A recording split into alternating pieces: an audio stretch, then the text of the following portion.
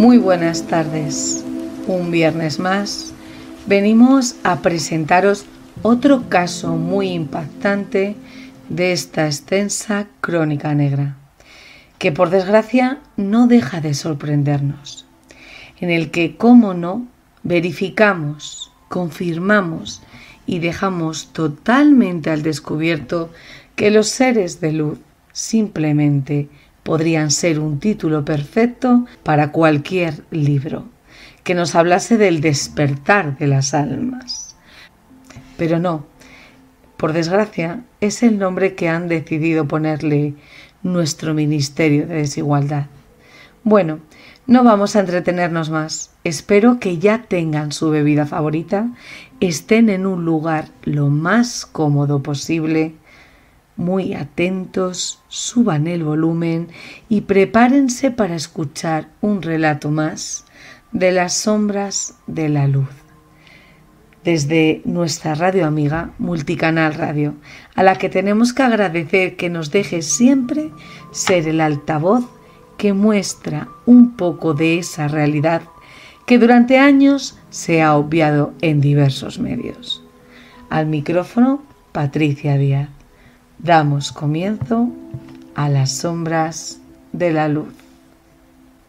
Nieves Sondevila, junto con sus 6 hijos y la interina Inés Carrazo, cogen el coche, un Ford Granada, iniciando un apresurado viaje.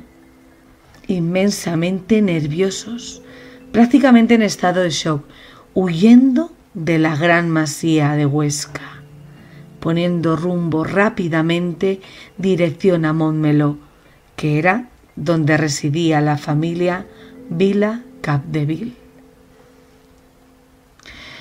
Después de un viaje que parecía interminable debido al estado de ansiedad en el que estaba la familia, llegan a su residencia y, llevando a pies juntillas las órdenes claras, precisas y contundentes que le habían dado a Nieves en la masía, después de 3 horas, tal y como le habían ordenado, la dulce Neus coge el teléfono y, temblando, muy afectada, víctima del pánico, pone en conocimiento lo ocurrido a la Guardia Civil, que sería la que se encargaría de llevar este caso, puesto que le correspondían esas inmediaciones.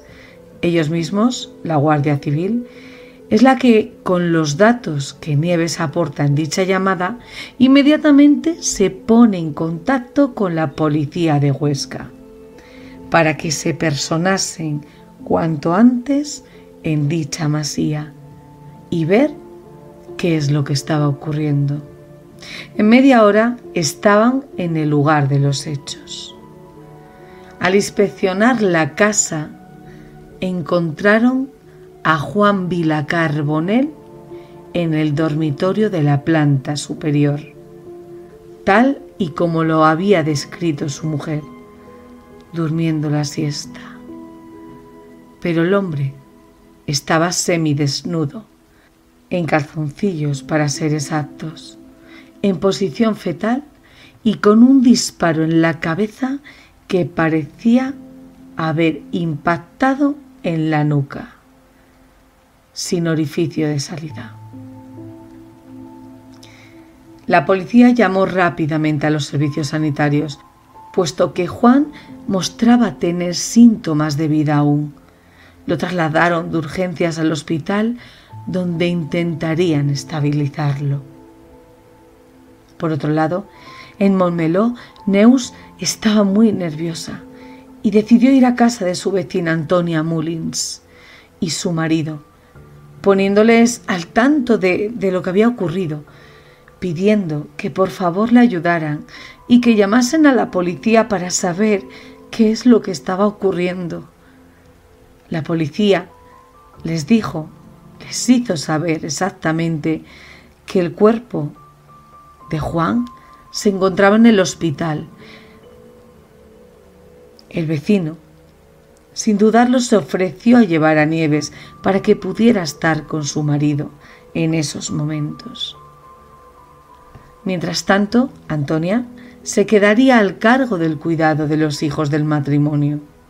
Claro está que, como bien sabemos, había una larga distancia de más o menos unas 3 horas, con lo cual, cuando llegaron al hospital y recibieron a los médicos, les darían la fatídica noticia de que Juan, sobre las 11 de la noche, había perdido la vida. No habían podido hacer nada. Además, los doctores le hicieron saber a su mujer que en caso de que hubiera podido salvarse, las secuelas hubieran sido demasiado graves. Directamente, la policía, desde el hospital, se llevaría a Nieves Capdevila a interrogarla para intentar esclarecer algún dato, algún punto en el que pudieran encontrar él o a los culpables de dicho acto. Esto duraría unas 3 largas horas y después Nieves volvería de nuevo a su domicilio para hacerse cargo de sus pequeños. En ese momento, como es obvio, comenzarían a investigar todo el entorno del asesinado constructor. Hubo muchas hipótesis, pero en cuestión de una semana la prensa soltaría una bomba. Una noticia que se barajaba con mucha fuerza sobre este caso, y era que el asesinato hubiese sido un atentado perpetrado por el Grapo o incluso por Terra Iure. Todo esto se creía que podía haberse dado debido a sus creencias, a su posicionamiento político, puesto que Juan Vila pertenecía a un partido político llamado Fuerza Nueva. Esta noticia habría ido tomando fuerza, como es obvio, con las declaraciones de su mujer y sus hijos, puesto que Nieves, o la Dulce Neus, como así se daría a conocer, por sus delicados y cautivadores modales, junto a su delicada forma de expresarse. Pues bien, en su declaración ante las autoridades había dicho lo siguiente: ese fatídico 28 de junio de 1981, mientras Nieves disfrutaba de una tarde tranquila con sus hijos en el salón de la masía, viendo una de sus series favoritas, y su marido dormía plácidamente la siesta en la planta de arriba, después de una larga jornada de trabajo en el campo. De repente, tocan insistentemente en la puerta. Ella se dirige a abrirla y se sorprende al encontrar unos individuos encapuchados. Ella, como es obvio, muy asustada, se queda paralizada. Ellos solo se dirigen a ella para preguntarle: ¿dónde está su marido? ¿Dónde está Juan Vila Carbonell? Víctima del pánico, les dice que se encuentran descansando, y cuando ellos entran a la fuerza en el domicilio, uno de ellos, uno de los encapuchados, se da la vuelta y la mira y le dice: huye, pero ni se te ocurra avisar a la policía hasta pasadas 3 horas. Ella, sin pensarlo, con el único propósito de salvar la vida de sus hijos, les dice que salgan corriendo de la casa y que se monten en un coche y junto a Inés Carrazo, su interina, salen lo más rápido posible huyendo camino a Montmeló. Aterrados, tal y como le habían pedido los asaltantes, una vez que había llegado a su residencia en Barcelona, y puesto que habían pasado esas 3 horas, llama inmediatamente a las autoridades para explicar lo sucedido. Todos los rumores, todo lo que se iba recopilando en la investigación sobre Juan Vila Carbonell, sobre su persona, era realmente aterrador, puesto que el 98% de la gente que le conocía en todos los ámbitos de su vida hacían alusión a ser totalmente despreciable. Todo aquel que le conocía lo describía como un ser agresivo, cruel, salvaje, recio, déspota, opresor y un gran dictador. No le importaba a nadie. Trataba a la gente como súbditos y a sus propios hijos como si fuesen sus esclavos. A sus hijos se dirigía llamándoles vagos, cabrones, y a sus hijas como sucias, despreciables. María Nieves, la mayor de las hermanas, quería estudiar, y eso era algo que a Juan Vila no le hacía ninguna gracia. Él tenía claro que sus hijas se casarían con personas del mismo nivel adquisitivo que él y, por supuesto, su misma ideología política. Con lo cual él tenía ya muy planificado el futuro de sus hijas y, por supuesto, el de los varones también. Y ahora, poniendo un poquito en antecedentes de quién era este despreciable ser, decir que él provenía de una familia de 10 hermanos, inmensamente pobres, que habían tenido que vivir las penurias y el hambre de la guerra, pero que con los años, a pesar de no tener estudios, él tenía una gran visión de futuro para los negocios. Comenzó teniendo su propio bar, en el que trabajaba con Nieves, una mujer 10 años más joven que él, que en ese tiempo, cuando se casaron y emprendieron su vida juntos, Juan tenía 28 años. Pero en poco tiempo tuvo una idea que les cambiaría la vida y les llevaría a crear una inmensa fortuna, siendo una de las familias más adineradas de Barcelona, llegando a tener un patrimonio de 300 millones de pesetas. Juan Vila era un hombre muy observador. Tenía un objetivo muy claro, y era el de crecer a toda costa económicamente, puesto que era inmensamente avaro.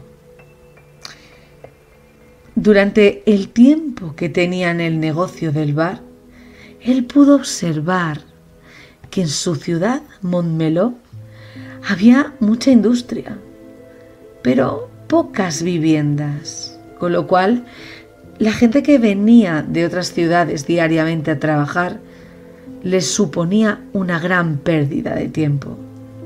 Y ahí Juan vio el filón para conseguir su negocio redondo.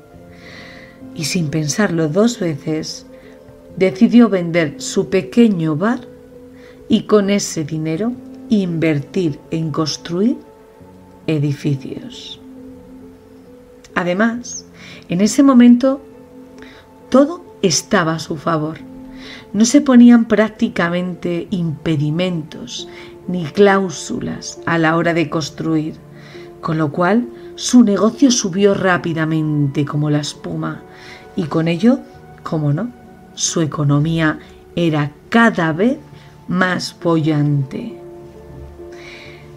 Pero al tiempo, ese negocio que tantos beneficios le había proporcionado comenzó a decaer, puesto que las cosas empezaron a cambiar y las administraciones comenzaron a poner todo tipo de trabas. Y eso agravó el carácter tan amargado, insufrible e infame que le caracterizaba. Era un hombre conflictivo, que tenía problemas con todo el mundo e incluso con sus compañeros de profesión. Pero sin lugar a dudas, la peor parte se la llevaba su familia. Ellos cargaban con su soberanía, porque solo se hacía lo que él determinaba y decía.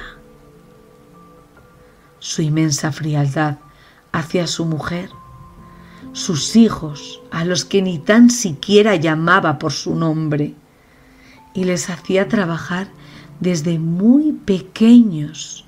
Con unos 7, 8 añitos, los gemelos, Juan y Luis, ya trabajaban en la construcción, puesto que, como él les decía siempre, ese era su porvenir, y les hacía saber a todos que no se iba a gastar ni un solo céntimo en su formación académica.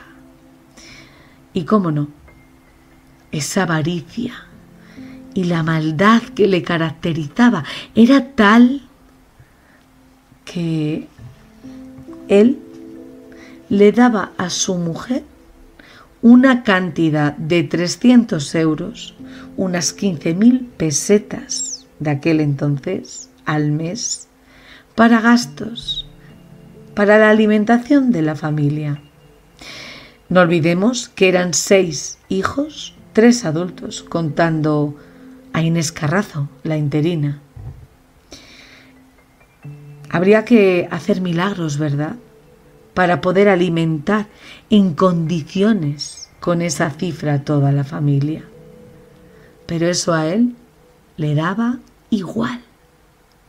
Si pasaban hambre o cualquier tipo de necesidad, era tal la indiferencia que mostraba hacia las personas que ni los animales merecían dicho trato. Él era el único que tenía el derecho de comer en la mesa del comedor sentado.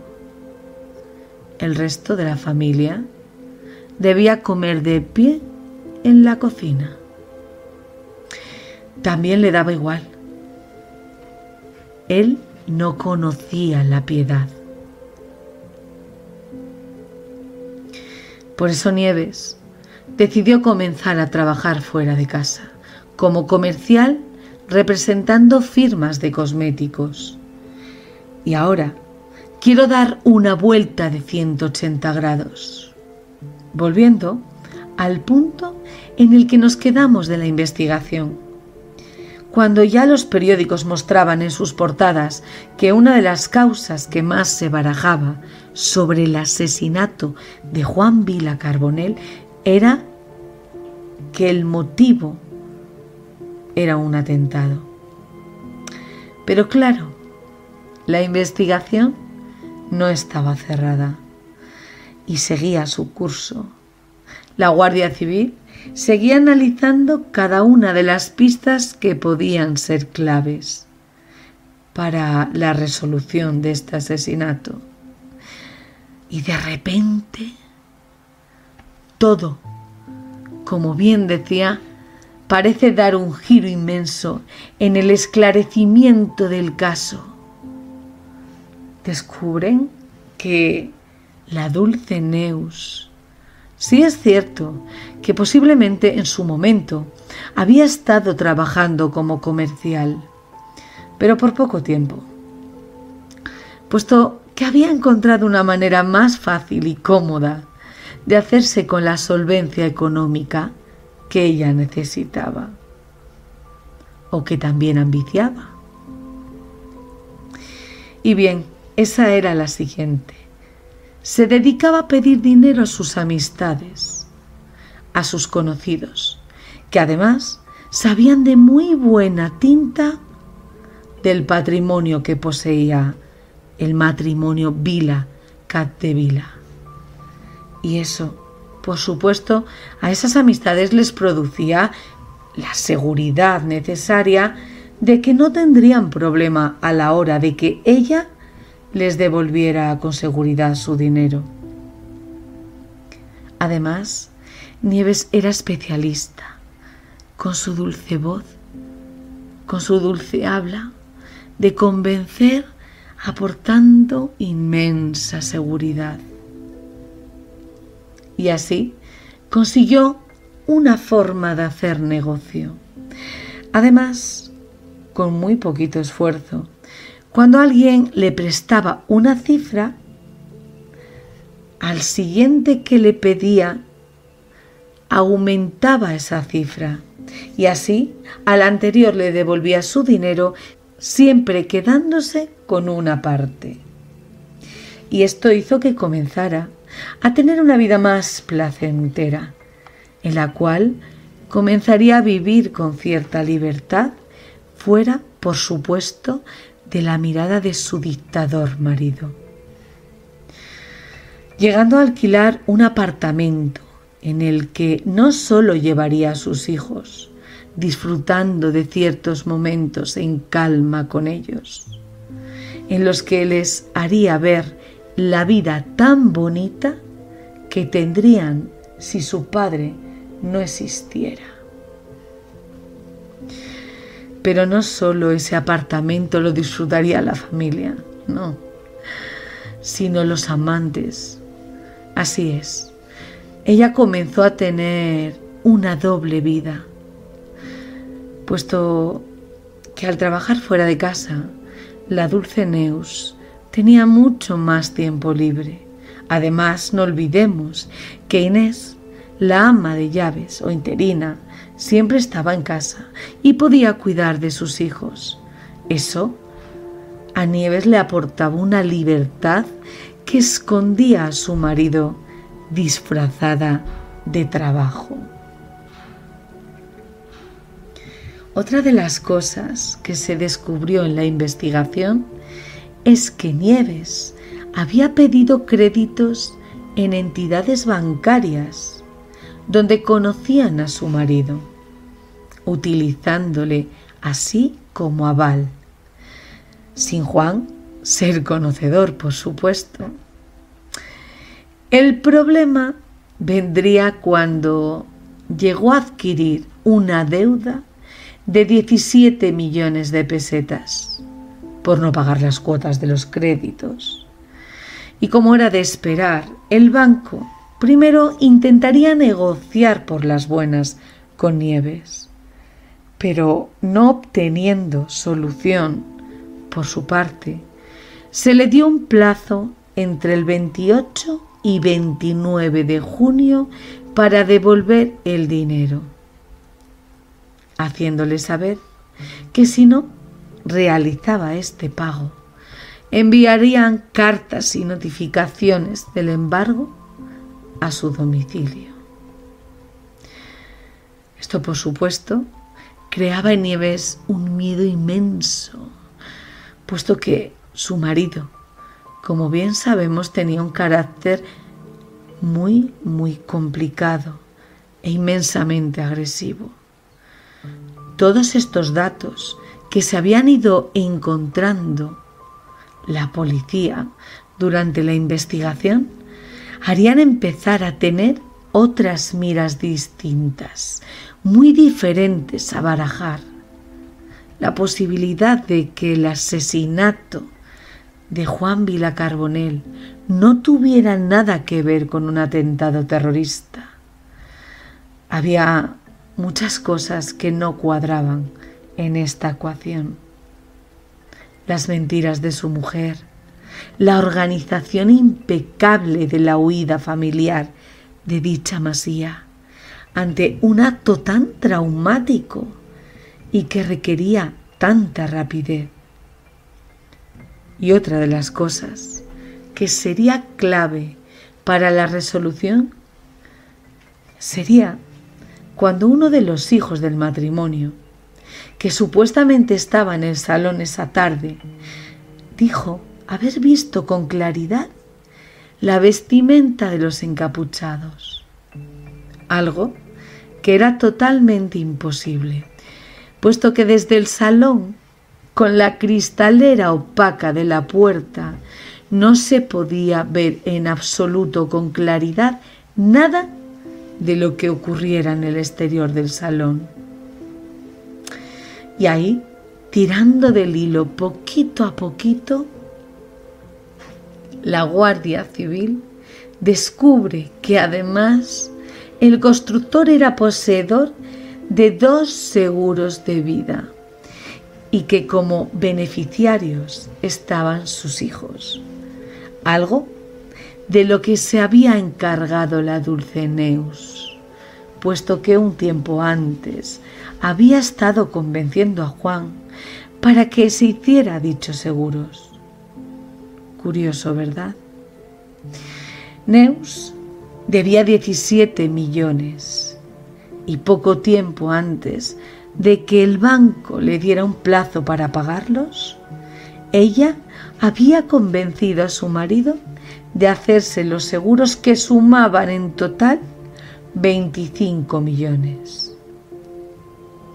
Otro punto que también sorprendería en la investigación era la economía de la interina, Inés Carazo, que además, investigando las cuentas, había cobrado una cifra elevada de 7 millones de pesetas, justamente 2 semanas después del asesinato. Por este motivo, los agentes fueron al banco a pedir información, a exigir los movimientos de las cuentas. ¿Y cuál es la sorpresa?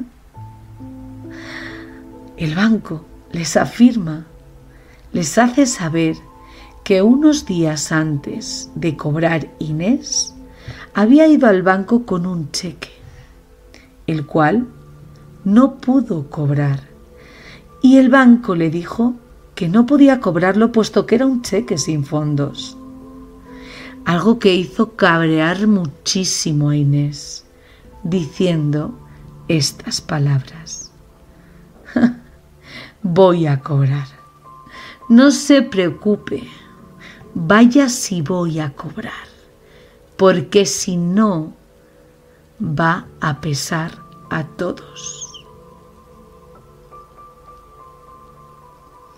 Esto sonaba todo muy raro.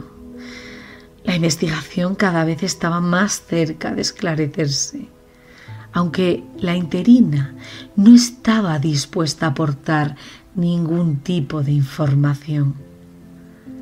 Pero su hijo sí que la convencería para que dijese todo lo que sabía la Guardia Civil, ya que le comunicaron a su hijo que realmente, tal y como todo apuntaba, no había sido un atentado, sino más bien algo premeditado y organizado por la familia de Juan, y que el simple hecho de que Inés les encubriera le haría ir presa también a ella.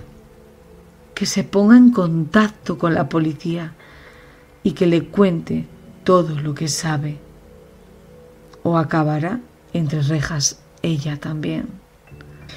Por supuesto, su hijo, un chico joven formal, serio, que estudiaba la carrera de medicina, llama insofacto a la madre y le dice que por favor, que cuente todo lo que sabe, o que acabará entre rejas ella también, aún no siendo partícipe de nada. Como era de esperar, llegó la declaración esperada, la llave que abriría las puertas de tantas incógnitas. La declaración que delataría al asesino de Juan Vila, explicando con pelos y señales y aportando hasta el más mínimo detalle de dicho asesinato, llegando al domingo que cambiaría el rumbo del futuro de la familia Vilas Capdevila. Era 28 de junio.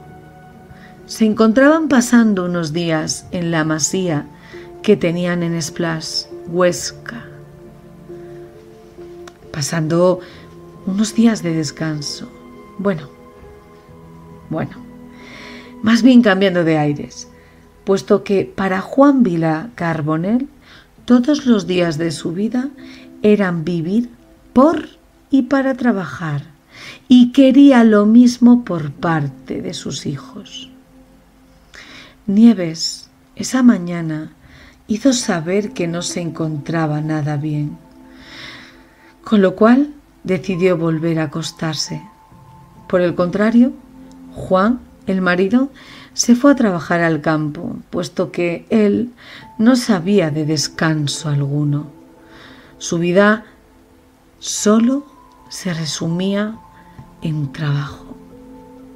Y así quería que los demás miembros de su familia también lo hiciesen. De regreso de su jornada en el campo, a Juan Vila le hicieron saber que su mujer no había amanecido bien y que por ello se había acostado nuevamente. Así que él subió a la planta de arriba para ver el estado de su esposa. Al despertar, ella le hizo saber a su marido que se encontraba mucho mejor. Entonces bajó a la cocina y preparó un par de infusiones. En la taza de su marido añadiría unos sedantes. Estuvieron charlando mientras tomaban dichas bebidas. La conversación fue tomando otro tono, acalorándose, puesto que terminarían manteniendo relaciones sexuales. Todo formaba parte del plan. Al terminar, los dos estaban exhaustos y se quedaron dormidos durante 2 largas horas. Así, Nieves se aseguraría de que su marido estaba en un sueño muy profundo. Ella abandonó el dormitorio y bajó a la planta baja, exactamente al salón. Tras una gran puerta con unos cristales muy opacos, donde se encontraba toda su familia, viendo una serie que todos los de nuestra generación recordará con cierto cariño: La Casa de la Pradera. Ahí daría comienzo el momento de desarrollar cada paso que llevaban planificando durante tanto tiempo la familia.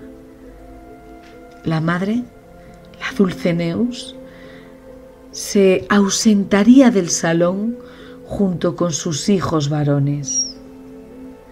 Inés se lleva a las más pequeñas de la casa fuera del domicilio a pasear, y Marinieves, la hermana mayor, que tenía 18 años, también se había ausentado de la masía, puesto que sabía lo que iba a suceder esa tarde y quería desvincularse del fatídico plan.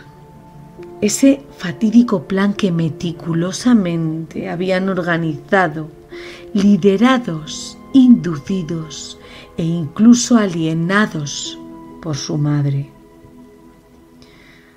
Cuando se encuentran en la planta superior de la vivienda, una dulce voz susurra: «Vamos, vamos», Es el momento, decía con mucho sigilo a sus hijos.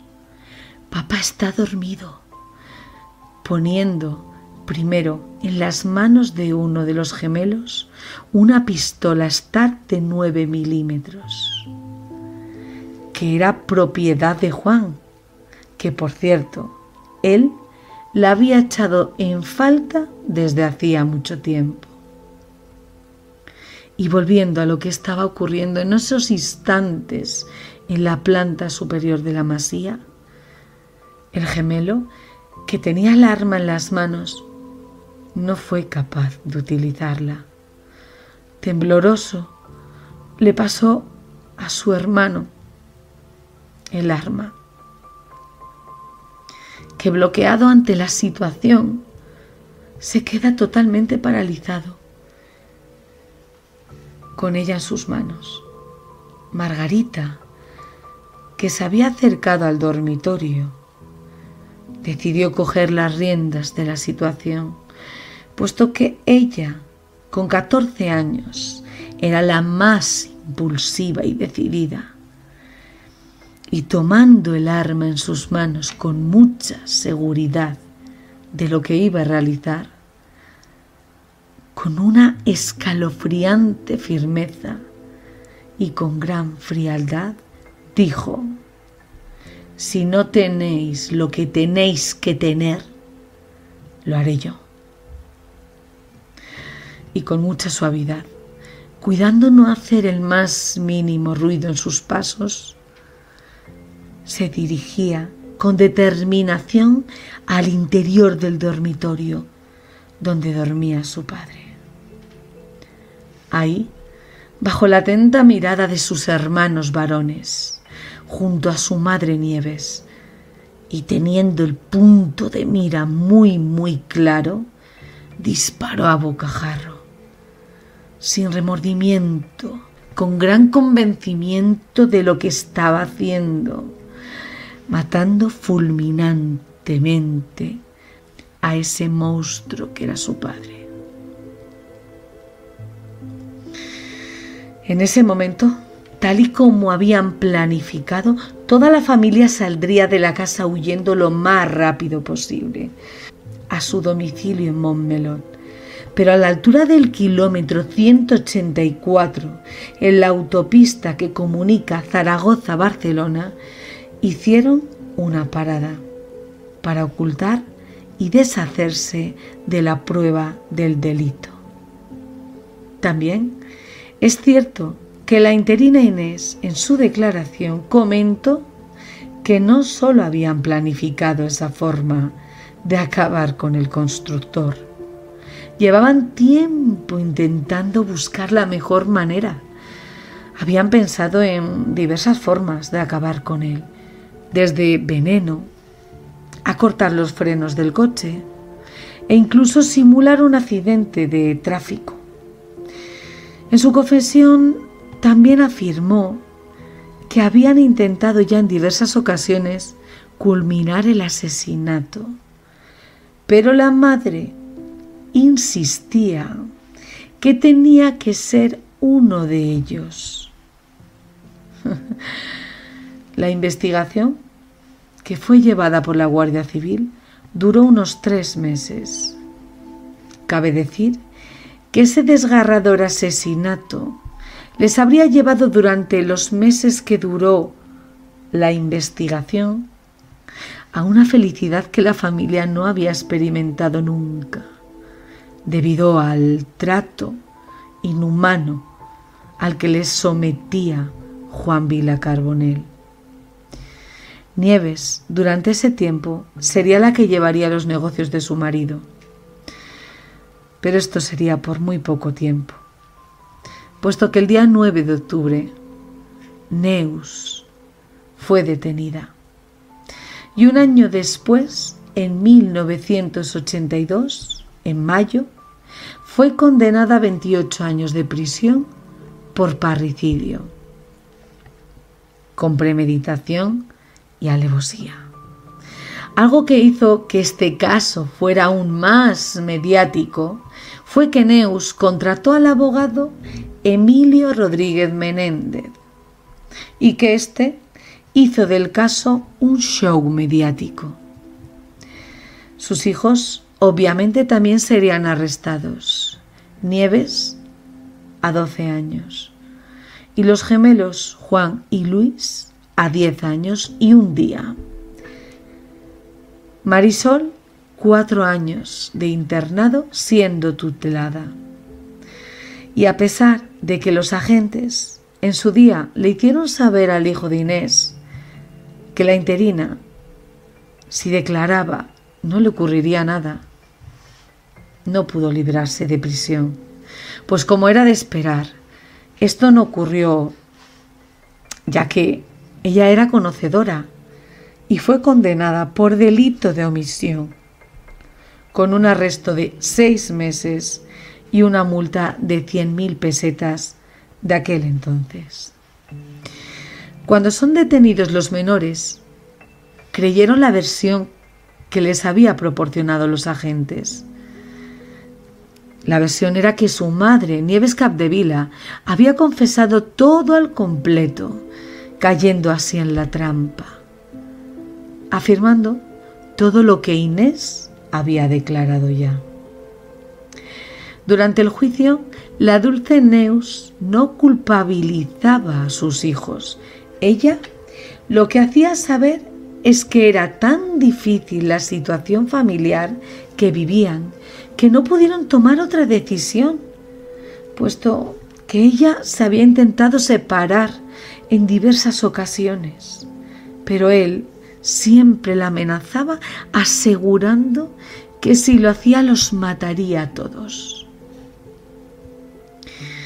Por el contrario, los gemelos Luis y Juan, junto con María Nieves, la hija mayor, sí inculparon a su madre. Margarita, la que asestó esa bala que sería fulminante arrebatando la vida de su padre, cuando le tocó declarar, sorprendentemente, inculpó a su hermana mayor, María Nieves, que obviamente lo negó todo, llamándola mentirosa. Entonces Margarita intentó rectificar nuevamente su versión, aclarando que no sabía si había sido su hermana mayor o su madre. Era toda una situación totalmente incongruente. El 1 de octubre de 1986, aprovechando un permiso que le habían otorgado 4 años después de entrar en prisión, Nieves huyó a Sudamérica. Existe una hipótesis de que Pedro J. Ramírez, que en aquel entonces llevaba el diario 16, había costeado dicha huida. Había pactado una entrevista y un posado en Interview en el que con mucha soberbia hacía declaraciones tales como que no regresaría a la cárcel ni por todo el oro del mundo.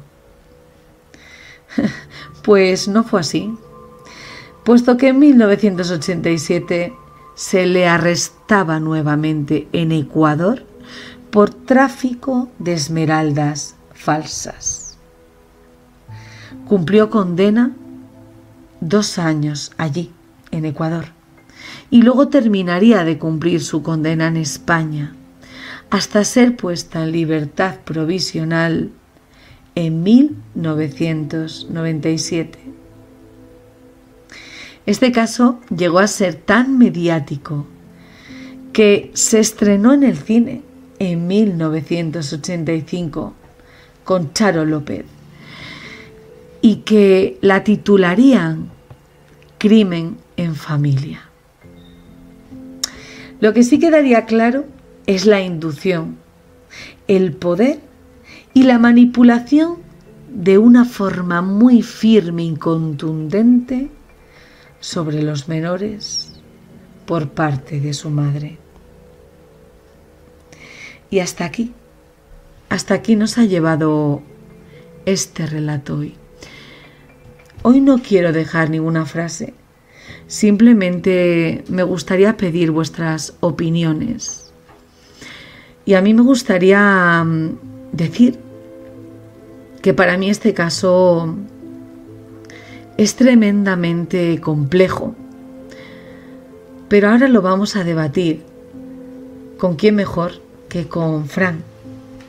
Un padre alienado que creo que nos puede aportar muchísimo sobre este escalofriante relato.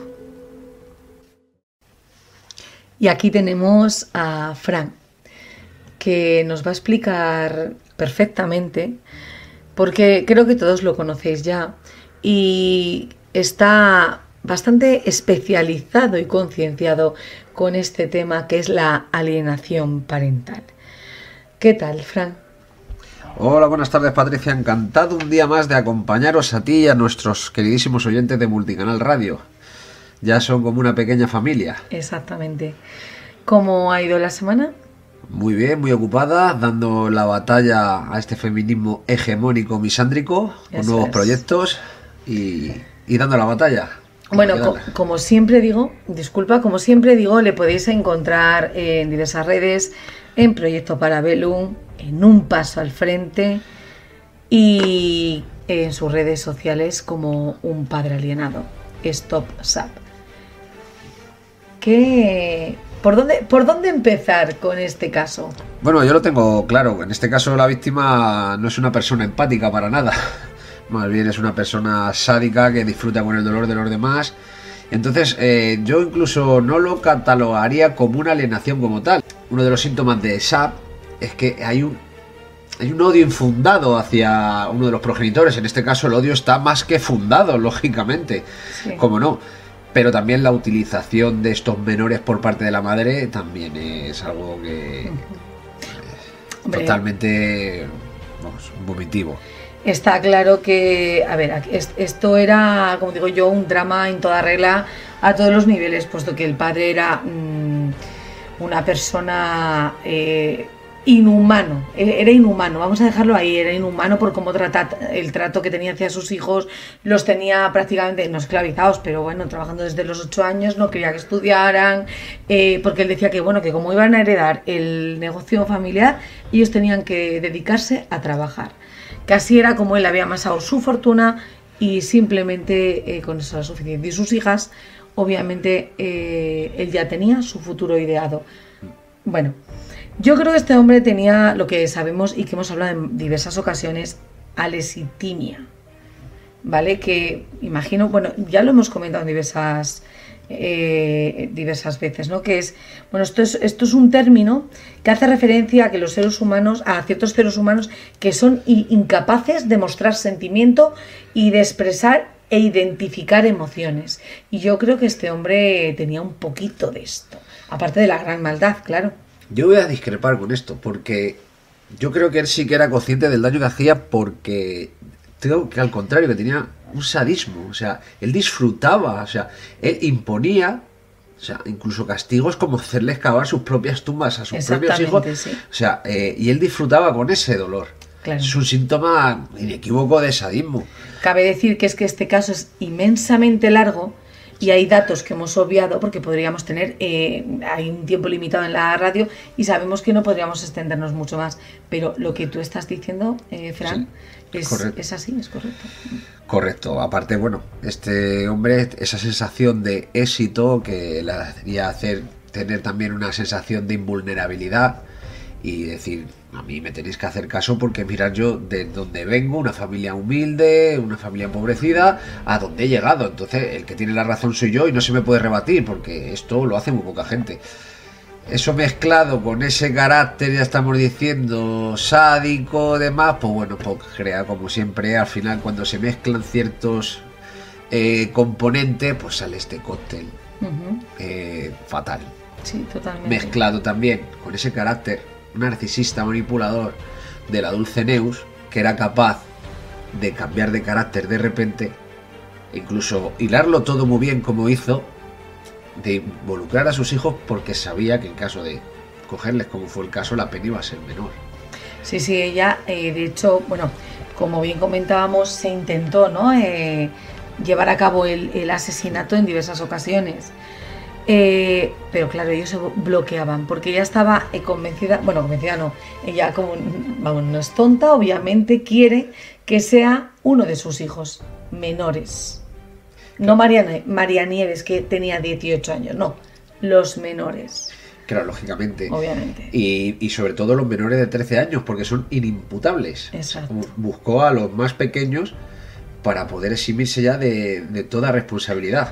De todas maneras, a mí me resulta curioso que ella luego cuando se pone a buscar trabajo y empieza a trabajar, o sea, ahí también ella despuntó un poquito mostrando que eso de doblar el lomo como que le iba a costar un poquito. Entonces empezó a hacer sus mañas para conseguir dinero, a través de los amantes, de créditos, de estafar, bueno, estafar entre comillas a ciertas amistades, haciéndose valer del poder adquisitivo que tenía el matrimonio, ¿no?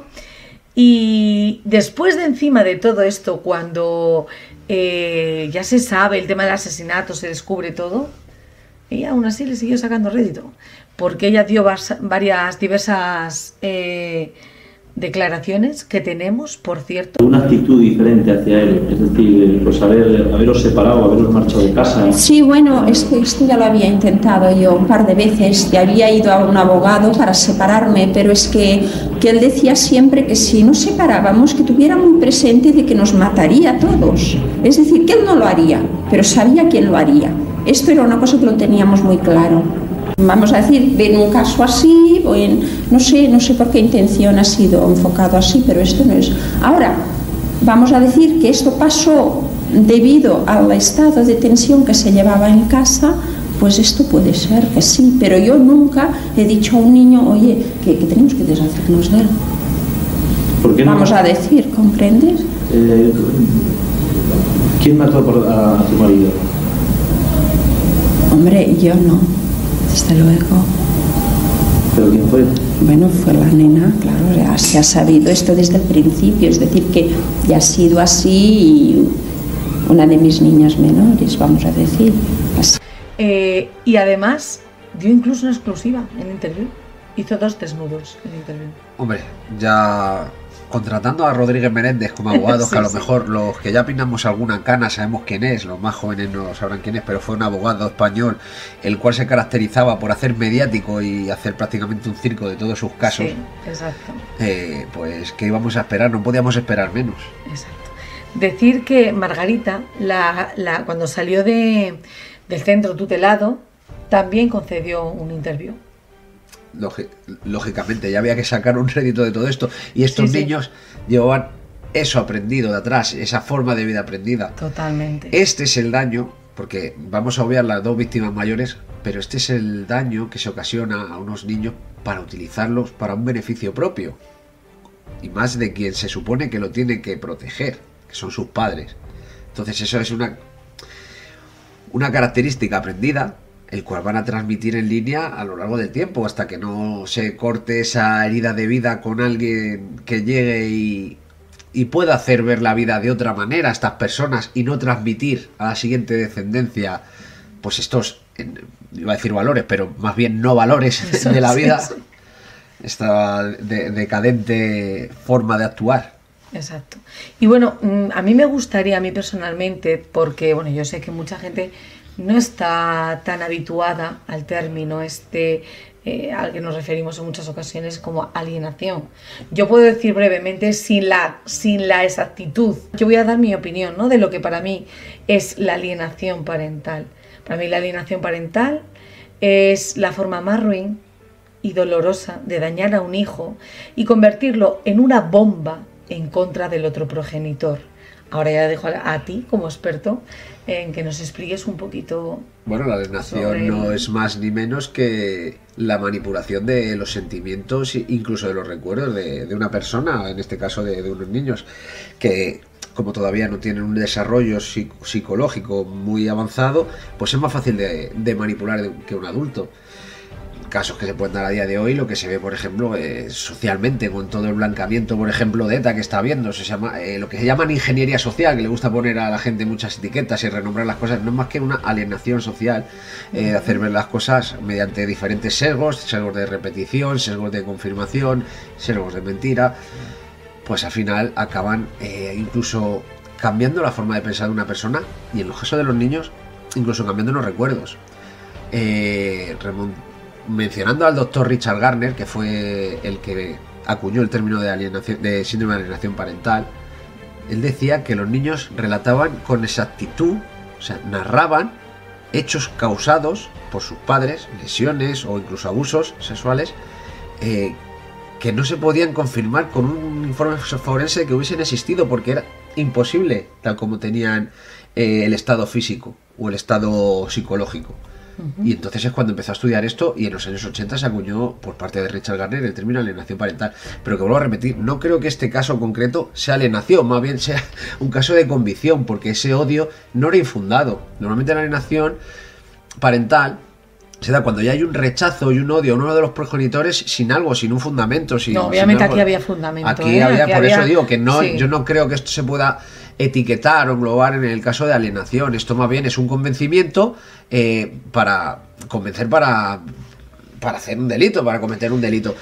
Yo creo que ella lo que hizo es inducir, obviamente. Sí, inducir un delito, es lo que estaba diciendo, porque lógicamente ella sabía que tenía hijos menores de 13 años, que los cuales iban a ser imputables, y es como aquí no ha pasado nada. Exactamente. ¿Qué pasa? Que al final se le tuercen un poco los planes, porque al final los niños, para un niño cometer un asesinato, quitar una vida, o es un niño muy psicopático, o es un niño demasiado narcisista, o queda marcado de por vida, tiene algún tipo de trastorno límite o cualquier cosa que le impida ver esa maldad, esa maldad en esos hechos.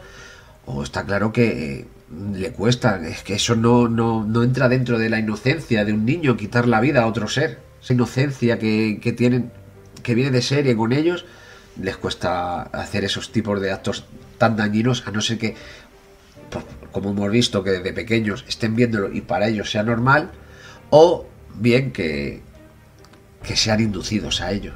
Claro. Que tengan algún tipo de trastorno también, como hemos dicho anteriormente, trastorno límite, algún espectro autista que no le deje concernir bien los sentimientos, pero por norma general un niño normal, sano psicológicamente, no se le puede poner a quitar una vida ni de un animal, porque les cuesta cometer esos actos tan propios de una mente, no son propios de una mente infantil sana.